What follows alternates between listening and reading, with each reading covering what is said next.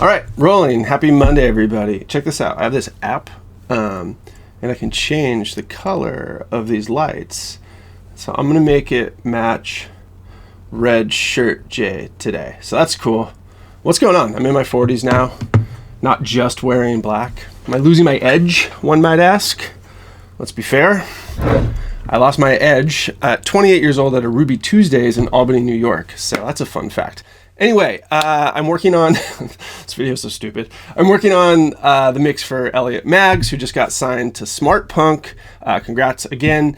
And there's a lead guitar that's going on in the chorus. And I was thinking about the video I made yesterday where I was talking about how, no editing, right? I was talking about how I don't like those mid-range frequencies in the room mics, which are kind of more RMS by nature.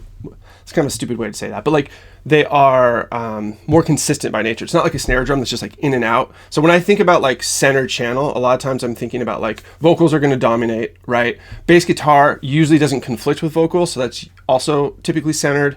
And then kick and snare are like very like peak volume information intensive by nature. They're in or out, like bop, bop, right? But things like overheads and room mics even more so, especially when they're a mono room mic and the guy's just sloshing away on the cymbal, that's going to now kind of maybe take some of that high mid-range vocal space that I really want for the vocal, because I want the vocal to reign.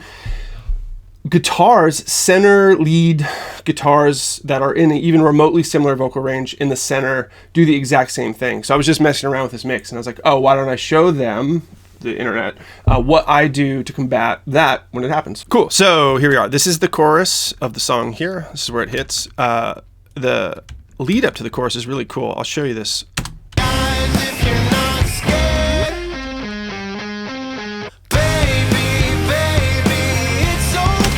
And even though I intended in this video to just talk about this lead guitar that's in the center here, I actually want to take just an extra second and talk about this moment. So obviously everything drops out right for this last beat before the chorus hits, which makes the chorus more impactful, which is awesome. But notice I just left this one breath and I even sort of faded in. It's really slight. It's probably more of a headphones thing.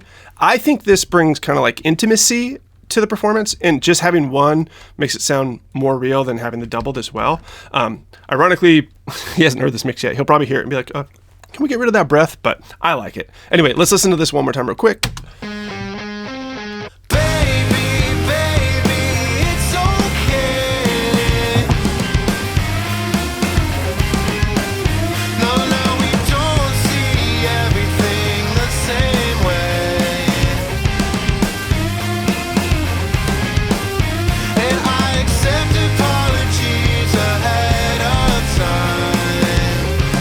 Yeah, this is cool. I love all his guitar chords. They're just like borrowed. They're all jangly and not just normal chords that everyone plays. Anyway, now let's get to the point, which is this lead, which we're going to listen to. So to avoid what I was talking about with that mid-range thing over the vocals, since this is, as we can see here, center panned, I like to use micro shift, and I've mixed in a bit of it. Let me solo that for you. And I'll actually play with automation so you can kind of hear what it's doing.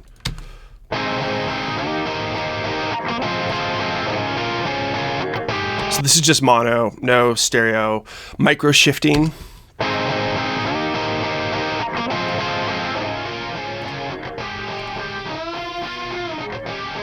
When you push it all the way up, it almost sounds like a double track, guitar, albeit a very chorusy one. But yeah, just somewhere here in the middle, it feels pretty good. And if you look over here, you can see my meters are stereo now. Let me bring it down. Very not stereo, slightly stereo.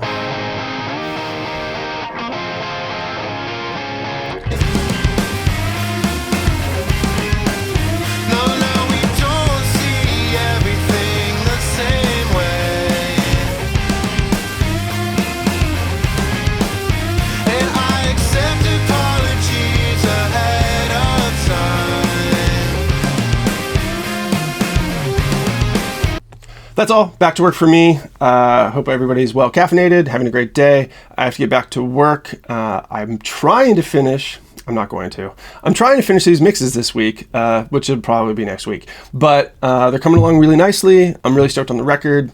and I'll see you next time. I'm doing pretty good with these postings with this new situation though, aren't I? Not bad.